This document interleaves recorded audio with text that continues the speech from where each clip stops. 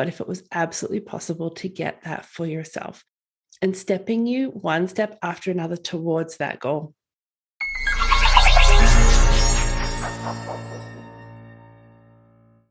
Welcome to Doc Working, the Whole Physician Podcast. I'm Dr. Jen Barna, and today I have a terrific guest, Dr. Sarah Smith.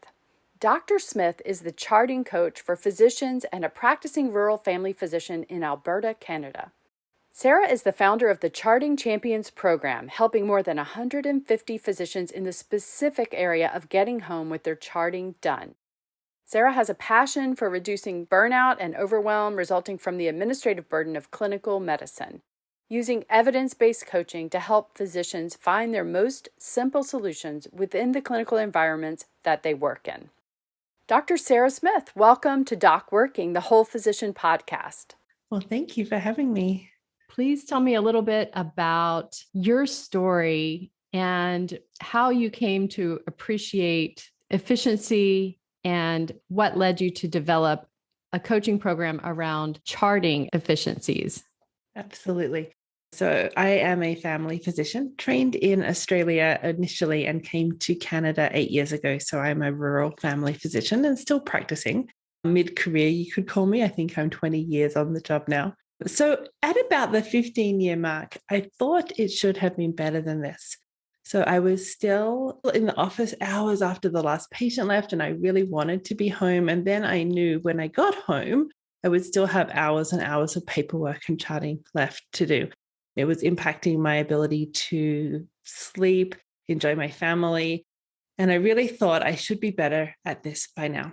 At the time, I was looking for help, and really the physician coaches that I came across were all helping us leave medicine. And when I asked my mentors, they were just saying, come in on Sundays. And that was their answer to this paperwork and charting problem. And neither of those were what I wanted. I still really enjoyed my patients, but I really wasn't enjoying the paperwork or charting. I came across life coaching from a general life coach perspective. She said she could help me with any problem. And I'm like, but you don't understand charting and paperwork. And so through the process of about 18 months of figuring out efficiency charting, I was able to get home after the last patient left with everything done. And that was a huge amount of time I got back. It created so much time and space for family, for relaxation, restoration, weekends. It actually felt like I could have this distinction between working time and not working time. So in the process of that, I did want to go and give this back to my fellow physicians. This is such a gift to be able to create time and to be able to get work done within work hours. So I did certify as a life coach and started helping physicians from a broad range of backgrounds. So family physicians, of course, was where I started because that's what I knew. But then hospitalists would ask me to help them, internal medicine, increasing range of specialists, emerge doctors. And so the process helped all of them, these foundational steps of how do we find your most simple solution for getting home with your charting done. And so now I have a program where physicians can come in and get started immediately and get the help they need to be able to get home with their most simple solution to their charting and paperwork. So that's a little bit about my background. Terrific. Wow. What an interesting path to reach such a place of success. And so how did you actually sort out a system that works for you? Yeah, so it was first understanding where I wanted to go. And I think that is what the interesting thing about coaching is, because a lot of people may not have come into coaching for physicians yet. It is a new-ish industry. Engineers get coaches, and executive coaches may be a term that people are aware of, but physician coaches really is a new and exciting area. So coaching is where you identify what you want, not what your coach wants. So for me, if you were asking me what I want for you, I would love you to go home with everything done. Of course, that would be amazing, but you may not have that goal for yourself. So you come into a coaching program saying, this is what I want to achieve. And right now it feels big and scary and impossible, completely impossible to go from where I am now to getting home with everything done. There is no way that can happen, is the general expectation of people as they're coming into my world. But what coaching does is it helps you say, well, actually, what if it was possible? What if we could start to imagine what life would be like? And why would we want to create that for ourselves? What's that most amazing life going to look like when you are getting this success and result for yourself? Once we have a destination in mind, then we can point you in the right direction. So we can give you the tools and strategies to help you improve your efficiency. But it's dependent on your environment, number of patients you're seeing, staff that you're working with. You may or may not have autonomy in your schedule. So we're not saying see less patients or change your EMR or get more staff. We have to work with the physician right where they're at right now. And that's the fun bit is I can hold belief for them that even when they're saying my staffing issue is a problem, my EMR is a problem, I see too many patients, my patients are too complex, I have women patients, I have too many kid patients, like all of that story about our world, even then, what if it was absolutely possible to get that for yourself? And stepping you one step after another towards that goal and having the courage to get started and fail and succeed, but not quitting on yourself. So that is the role of that coaching piece, is to say, what do you want to create and how are we going to get you there in the most simple way? They're going to come up with obstacles and a whole lot of things are going to get in the way. Yeah. So tell me, when you are working, say, in your own practice, what are some of the changes that you implemented in order to go from being overwhelmed and taking home a ton of work every night to having a successful practice where you finish your work at a certain time of day earlier than you used to and go home with some extra time at the end of the day? Yeah. So our actual foundational steps of the how to is we start with the charting. So we start with the piece of what are you doing right now in terms of your charting? What's left after the consultation? And if you did want to get your charting done after every patient, which initially can feel so impossible, how and where would you do that? What would have to look different in order to be able to get your charting done after every patient? And so that was where I started, was identifying what am I doing in my charting and what could I improve and optimize in that so that we were aiming towards completing that encounter before we move to the next one, taking those initial steps. As you do that through the day, are you actually changing the way that you interact with your patients in order to allow time for the charting within the same time block that you had before to spend with the patient? How do you balance those two? Yeah. So that's going to, again, be individual to the doctor because some of them will dictate straight after. Some of them will come in with a scribe already. Some of them will be doing typing in the room. So we just optimize what they're doing already. So it's not a one strategy for everyone. This is going to be unique to you. Within the encounter, so that is our step 2, we start looking and evaluating the encounter.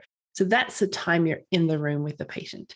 We're starting to be really curious about the minutes and seconds in the room. Because as you start to be aware and understand, all of my time with the patient is so important. Every single minute and second counts. Now you can start to identify, when do I leave the room? What is interrupting me? What am I looking for? What am I doing 1,000 times a day that if I took a moment to figure it out, we could make that so much faster. So that is all part of it as well. That really makes sense because then you're starting to notice where you're wasting time that may only be a few seconds, a minute or two at a time, but cumulatively, it makes a huge difference. That's right. Yeah, that real compounding effect on our day. We look specifically at interruptions and distractions because each interruption is costing you another 5 decisions because you're thinking about what am I doing right now? Where am I at? How far behind am I? If I do that now, what will that cost me for later? Can I do it now? Or do I need to sit down and look at that chart? Can I give an answer quickly? Or do I need to go and look at that patient first? So that's a whole lot of decisions. And when we're looking at physicians and their decision fatigue, that's compounding it even more. So we're looking to figure out what are our best solutions within your clinical environment to improve efficiency, look at the time, look at the interruptions, look at the distractions. Distractions is as separate from interruptions. It's where you could have external ones, like when they're building the car park outside the clinic and you get the jackhammers, and it can be the internal driven distraction of, I don't like charting. Charting's painful. I despise it. So when I have to sit down and do my charting, I actually want to go find anyone else to talk to, another cup of coffee, chocolate chip cookies, like anything else. That's a really great point. So how do you coach people through that type of distraction? Yeah.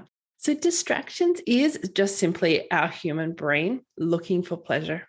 So we all love pleasure and we all hate pain. And we've often associated this charting as painful.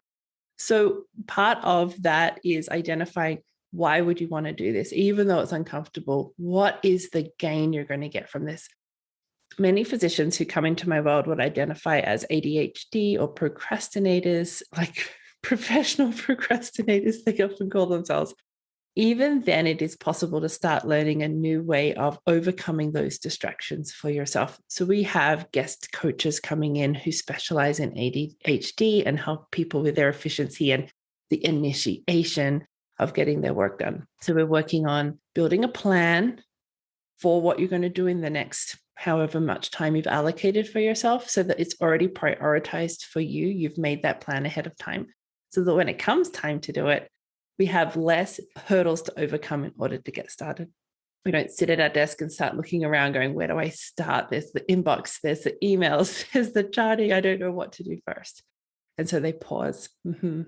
It sounds like it's a systematic approach of increasing efficiency by recognizing multiple points in your day that you're repeating. Mm-hmm. And then you could make them more efficient by removing the thought process of the decision tree for something you decide multiple times a day. You could just make a system that every time I see this situation, I'm going to make this decision. And therefore, I don't have to rethink the decision every single time. And then recognizing when you're just in that discomfort or restlessness and understanding that nothing's gone wrong. Of course, your body's restless. Nothing's gone wrong. Of course, you want cookies. Nothing's gone wrong. Of course, you want to go chat with another human. But you made this plan for yourself for a reason. And if you get this plan done now, what will that look like in an hour? How will you be looking after yourself at 4 p.m.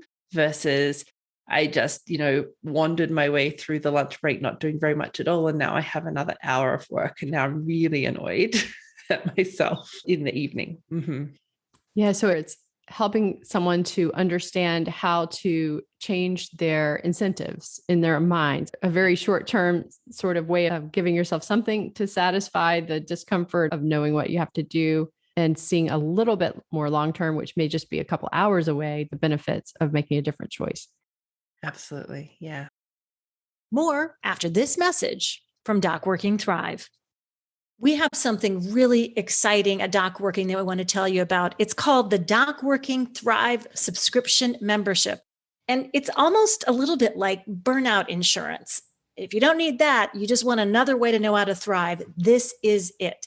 This subscription includes weekly video tips delivered straight to your inbox, exciting small monthly group coaching sessions where you actually have access to be coached by one of our top coaches at Doc Working. You get access to virtual courses, including STAT, Quick Wins to Get Your Life Back, a leadership course called A New Era of Physician Leadership, and another course called Communication for the Win. All of these courses are delivered virtually, so you can do it on your own time and with your own schedule. And you also will have access to 24/7 private Thrive Physician Facebook community.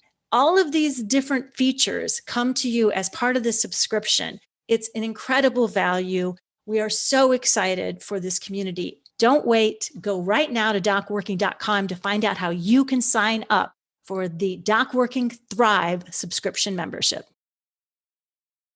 Have you noticed any patterns among the different clients that you've worked with in terms of things that multiple people have seen success with, even though everyone is an individual and has some differences in their plan? Yeah. So many of the physicians, no matter what environment they're working in, can start to see that it is possible to get that charting done after every patient. And by keeping that protected clinical time, we're then creating. So part of that consultation is starting to help you run closer to time and leading the consultation so that you're in charge of that timekeeping within the consultation. Then you're closer to running on time. That allows us to start to think about your other work of the day.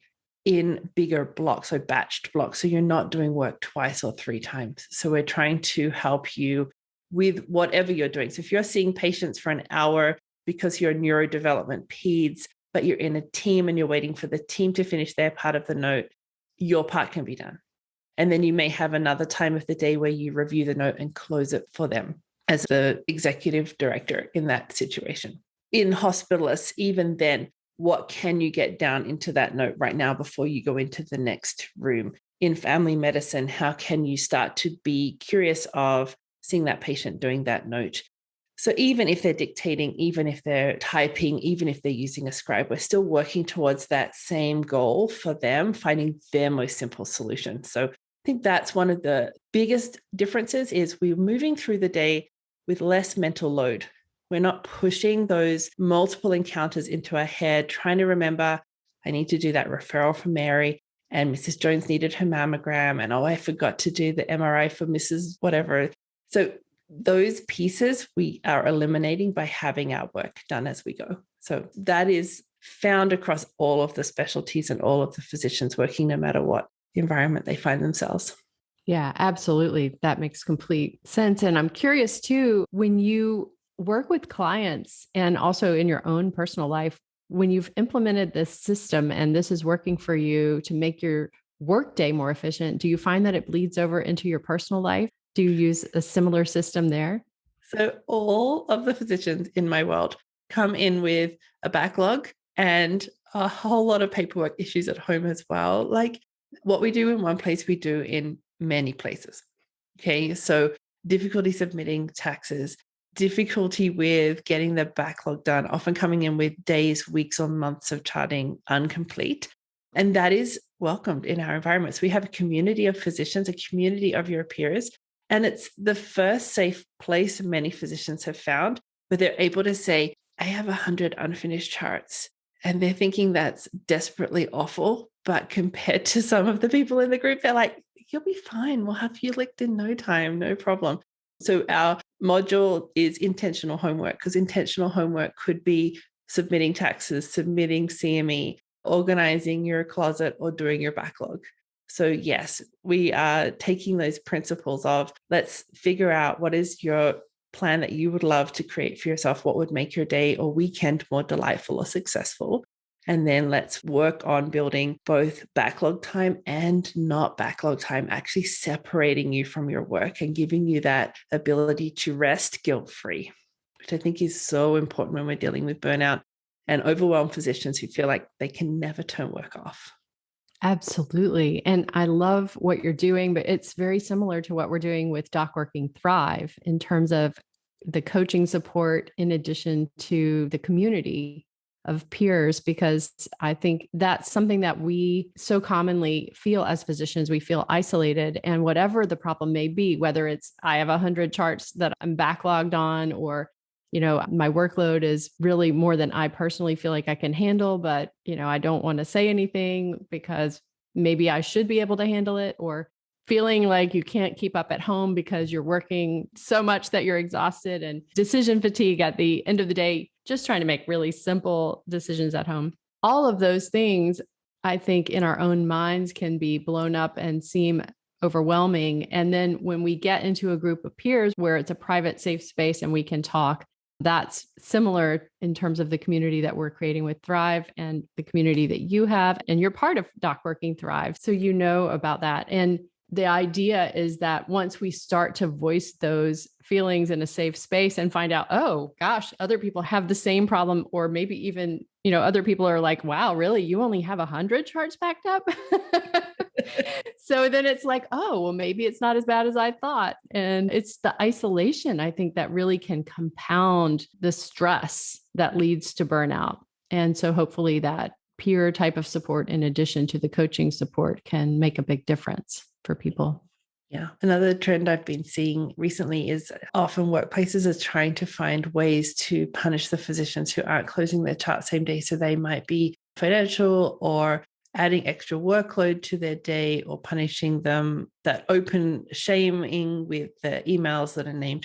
So having come from that pain or the financial disadvantage. So the physicians are now under earning, whether it be because they're being financially punished for not having charts closed, or losing money because they're not billing as they go, or billing within the time period allowed to them.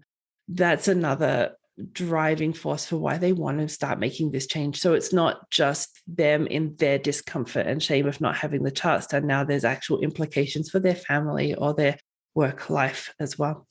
Yes. And hopefully by encouraging that type of community and peer support, we can, as physicians, facilitate changes so that there is less and less of that type of punishment, which is completely absurd and certainly contributes to burnout and driving physicians away from practicing. So finding ways to be more efficient is one part of it, and peer support in terms of coping with those types of environments is another important factor, coaching and peer support for that. But I have been in that type of scenario, and I'm sure most of us have, in terms of first practice that I was ever in as an employee of the hospital. The hospital administration used to send out monthly to all the physicians who were employed. They would send out a little printout that had how you were doing in comparison to the national statistics for someone in your specialty in terms of the volume of cases that you were reading. But then there was no acknowledgement of the inefficiencies that were built into the system where we practice. And that might affect, our practice versus a streamlined group of 50, specialists who have everything, worked out to be as efficient as possible. So it is certainly a sign of the times if you're a physician who is dealing with that type of scenario. Yeah. It's just another opportunity for physicians to feel overwhelmed or burnt out, but helping them understand that, hey, this doesn't have to be the way.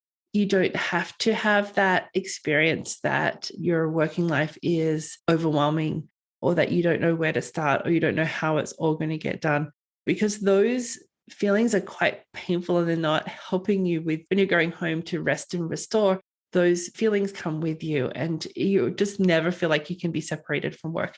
And just understanding that, hey, what if it was possible to have a clinical day that you've designed for yourself, even in the environment that you work, and there's some intention about it. You're starting to evaluate it and take that true leadership role for yourself in evaluating, what do I want for my day? How would I design this for myself if I was to have thought about it, and not just being in that busyness of day after day the same, starting to be curious about how else could I do business? How else could I have rearranged this for myself so I can be getting home? I can be enjoying my day. I can feel like I have joy back in my clinical day. I love that. I think that's fabulous. And by doing that, you also feel empowered to realize, now I've done what I can do, and this is as efficient as it can be, as I can make it. And it's also okay to set some boundaries, because at that point, you have the confidence of realizing, I'm doing this well, I've made this efficient, and I've made the improvements I can make. Now, here's a reasonable amount of what I can do. And you can take it from there in terms of whether that's sending you home at a reasonable time or whether you need to, make some changes. But I think it's empowering to be in that position. So I think it's fantastic what you're doing, and I'm very pleased to get to hear about it. And I really appreciate you coming on to talk with me. Oh, it's been my absolute pleasure. Thank you so much. Thank you. I look forward to talking with you again. We'll definitely have to have some conversations in a Facebook Live format within the Doc Working Thrive private Facebook community. Sounds great. Thank you so much.